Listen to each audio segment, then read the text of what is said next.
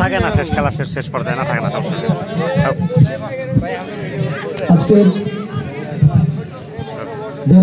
যুব সমাজ কর্তৃক আয়োজিত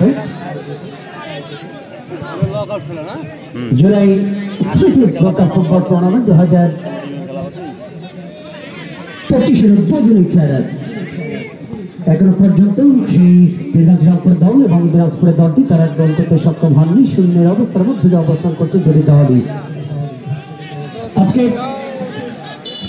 বিভিন্ন কন্টেন্ট ক্রিয়েটাররা কিন্তু মাঠের বিভিন্ন অংশ থেকে তারা কিন্তু মাঠের এনভায়রনমেন্টগুলো তারা ধারণ করছেন।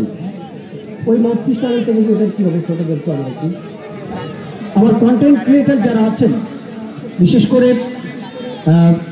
আমাদের এই পাশে 2.5 কিলোমিটার দূরেই আমাদের সবুজবাগ টেলিভিশন আলমগীর ভাই যেটা পরিচালনা করেন সবুজবাগ টেলিভিশন, এবং আজকে ক্যামেরায় রয়েছে যাতে আসিফ মাহমুদ।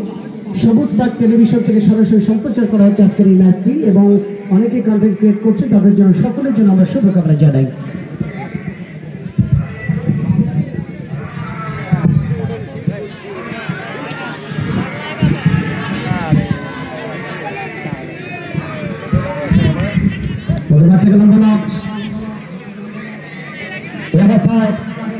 কাজ করেছেন অভিভাবকের মাথা থেকে 15 বল পেয়েছেন বাইকিং থেকে মুশাবানুল ইসলাম।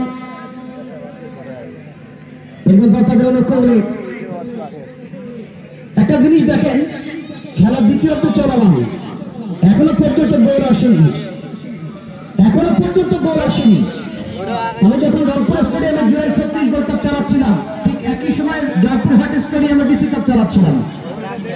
জয়পুরহাট স্টেডিয়ামে যখন জয়পুরহাট সদর পৌরসভা এবং 5 মিনিটের মধ্যে খেলা চলছিল, তখন একজন বলছে খোরশেদ ভাই গোল হচ্ছে না। তা উনি বললেন যে খোরশেদ ভাই যদি গোল না হয় তাহলে কি হবে, মজা হবে না, গোল হতে গেলে কি করতে হবে। উনি বললেন যে খোরশেদ ভাই আমার রড সিমেন্টের দোকান, আমার রড সিমেন্টের নেশার অমুক দোকানের পক্ষ থেকে প্রথম গোলদাতাকে উনি 1000 টাকা ঘোষণা করলেন। বলার ঠিক 8 মিনিট পরে গোল হলো। আজকে কিন্তু এরকম ঘোষণা এখানে নেই, দেখা যাক তার পক্ষে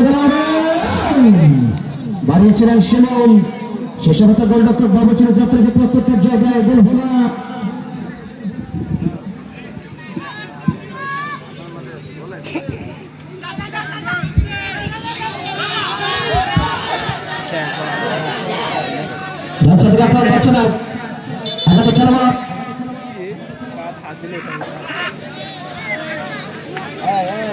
আমাদের পরবর্তী খেলা এই দেউতির মাঠে আগামী শনিবার হবে, 13 তারিখ হবে দ্বিতীয় খেলা। এবার আসছেন রাজশাহীর দল। ঠিক আছে স্যার, খেলোয়াড়ের পরিবর্তন পীরগঞ্জ রংপুর দলের পক্ষে আলবাকার মাজু বল পেয়েছেন তিনি। লম্বা প্রান্তর বদল লেফট সাইডে যোগান সাথে খেলোয়াড় 4 নম্বর জার্সি বল পেয়েছেন আমিন। এতক্ষণ মনে হচ্ছিল আমলের পায়ে শক্তি নেই, এবার মনে হলো এটা রাশিয়ান ক্ষেপণাস্ত্র। স্যার, খেলোয়াড়ের পরিবর্তন রংপুর দলের পক্ষে জার্সি নাম্বার 11 একটা শট হইল মাঠে যাবেন। এবার সেই লিওন ব্রাজিলে যাওয়ার দাওয়াত পেয়েছিলেন, সেই লিওন জার্সি নাম্বার 12। শোনেন, আগামী 13 তারিখ আসছে এই মাঠে রাজশাহীর সেই তকি বাহিনীরা, ঢাকা স্বাধীনতা ক্রীড়া চক্রের সেই 26রা রাজশাহীর সঙ্গে লড়াই হবে। আপনারা জানেন নগর সেই বরেন্দ্র ক্লাব ফিরে আসছেন 26-এর মতো খেলোয়াড়, শান্তের মতো খেলোয়াড়, সুমন্দের মতো খেলোয়াড়রা। আর বারবার দিনাজপুর দল আক্রমণ হচ্ছে নাই, নির্বাচনের মধ্যে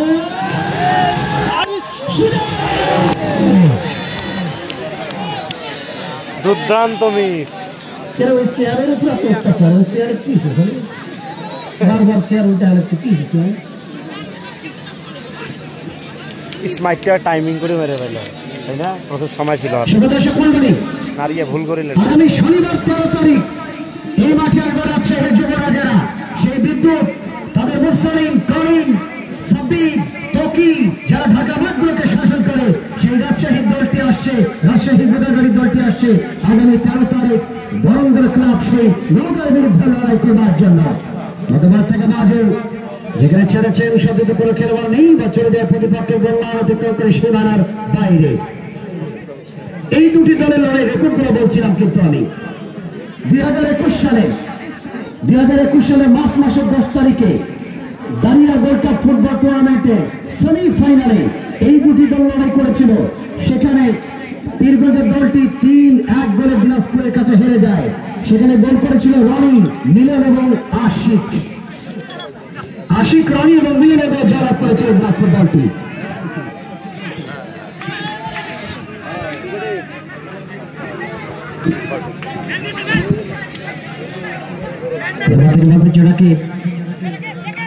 রীতিমতো 3 নম্বর জার্সি প্রতিপক্ষের রাকিব ইসলাম রাকিব মধ্যমাঠ থেকে পেয়েছেন বল পেয়েছেন প্রত্যারায়, পুনরায় মধ্যমাঠ থেকে গ্রাউন্ডিং করেছিলেন অবশ্য গোলরক্ষক জাতীয় স্বাধীনকে কিন্তু ফাঁকি দেওয়া হলো না।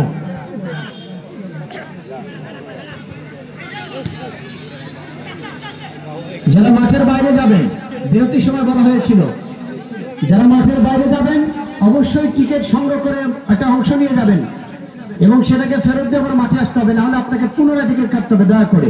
বিষয়টি কমিটির পক্ষ থেকে ঘোষণা করা হয়েছে। ঢাকা ব্রাদার্সের এই মন্য সামনে বাড়িয়েছেন সত্যিতে খেলোয়াড় বদলি খেলোয়াড় লিয়াম লেফট ব্যাক সাইড থেকে পুনরায় বল পেয়ে গেলেন মন্য।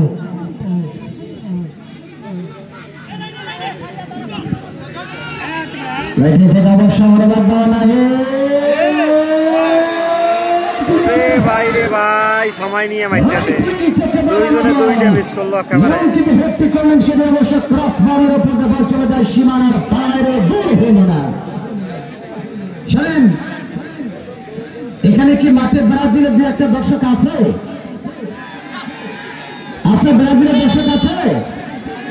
আসলে ব্রাজিল কেন জানি আর্জেন্টিনার সামনে চিৎকার করতে ভয় পায়। দেখেন আর্জেন্টিনারা এটা বুঝে ফেলেছে। গত 4 দিন আগে আর্জেন্টিনা 3-0 গোলে হারিয়েছিল প্রতিপক্ষ ভেনেজুয়েলাকে, আর সবচেয়ে শক্তিশালী দল চিলির মতো দলকে হারিয়েছে ব্রাজিল 3-0 গোলে। কিন্তু ব্রাজিলের সমর্থকরা কেন জানি ভয় পায় আওয়াজ তুলতে।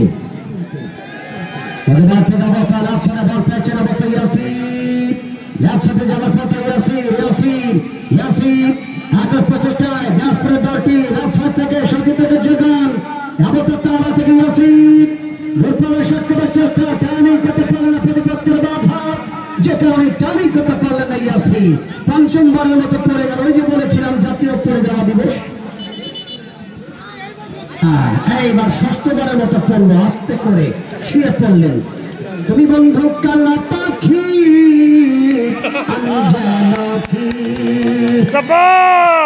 বসন্তকালে